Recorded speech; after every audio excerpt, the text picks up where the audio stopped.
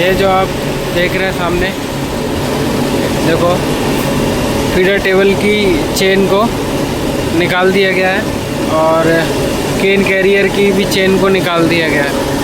और सामने ये आप देख रहे हैं ये पहाड़ है, बहुत ही खूबसूरत नज़ारा है यहाँ से, बहुत बढ़िया शानदार। और ये है बॉयलर, ये देखिए।